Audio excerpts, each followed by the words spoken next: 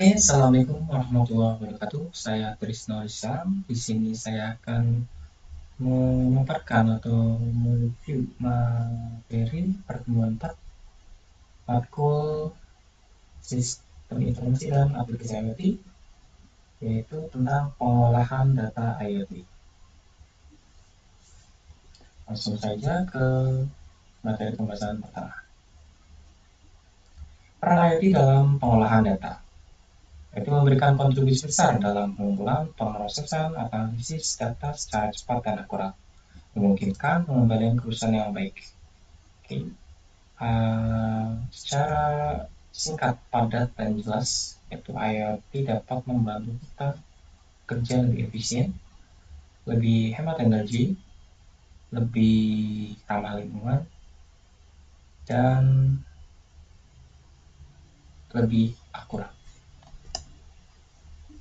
Proses pengolahan data IoT.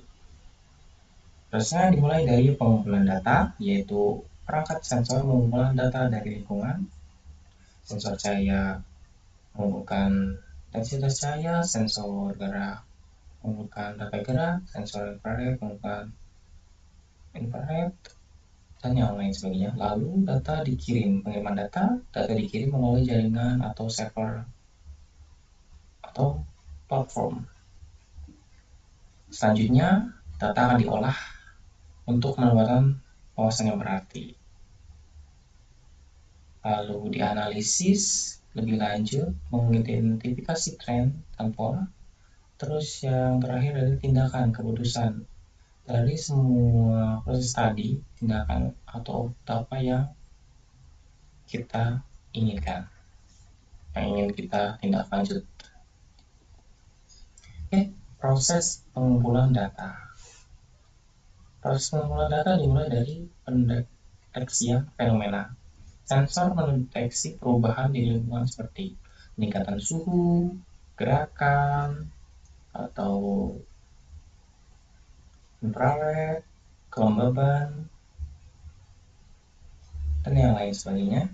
Lalu dikonversi ke data digital. Sensor mengubah informasi fisik menjadi format digital yang dapat diolah oleh perangkat elektronik. Oke. Selanjutnya data akan disimpan sementara. Data akan disimpan sementara di sensor sebelum dikirim ke tempat tujuan. Yang terakhir, data akan dikirim melalui jaringan kabel ke server atau platform yang dianalisis lebih lanjut, dan selanjutnya akan diolah. Tantangan dalam pengumpulan data. Yang pertama, penyesuaian sensor. Pemilihan sensor yang tepat untuk mengukur fenomena yang diinginkan. Kita harus memilah dan memilih sensor yang tepat agar mendapat hasil yang akurat dan optimal juga. Sebagaimana contoh, kita ingin mengefisiensi lampu yang hanya diaktifkan ketika ada lalu lalang orang, maka sensor cahaya kurang tepat karena hanya akan menyala dan menyala terus ketika malam hari. Dari siang hari, walaupun tidak ada orang, di malam hari walaupun tidak ada orang, dia masih menyala. Nah, sedangkan untuk memenuhi kebutuhan tersebut, motion sensor gerak infrared itu lebih akurat, lebih cocok, karena ketika ada orang yang melintasi area tersebut, lampu akan menyala. Ketika tidak ada orang, maka lampu akan mati. Akurasi data, memastikan akurasi data yang dikumpulkan oleh sensor tersebut secara akurat dan sesuai kebutuhan. Oke, akurasi data tadi dipengaruhi oleh pemilihan sensor yang tepat. Ketika ada ketersediaan energi, beberapa sensor bergantung pada daya baterai atau energi lainnya.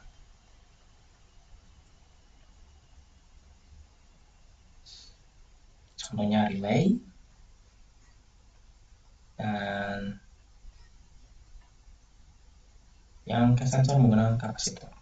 Konektivitas, memastikan jaringan yang andal untuk mengirimkan data.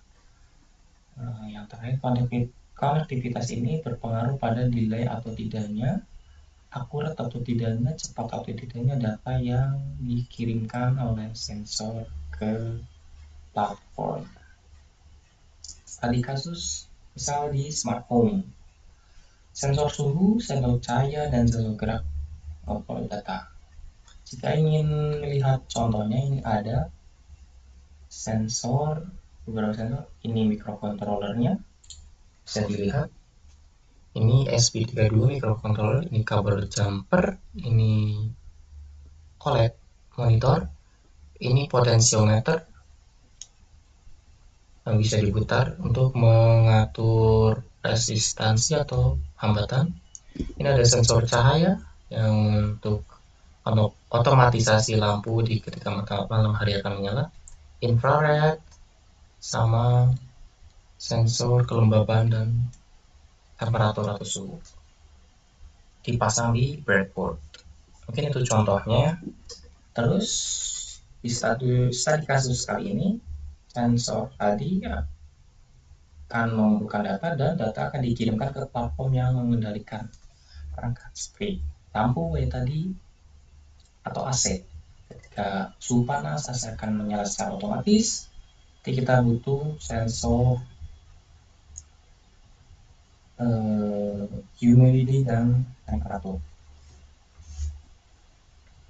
Lalu ketika lampu ingin hemat energi, kita bisa menggunakan motion sensor, sensor gerak, infrared atau sensor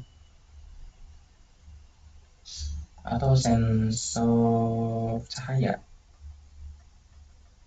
Ketika malam hari kita nyala dan siang hari akan mati otomatis. Terakhir, setelah semuanya data terkolek, kirim platform, analisis data mengidentifikasi pola penggunaan efisiensi energi. Platform akan mengidentifikasi penggunaan gadget atau perangkat agar lebih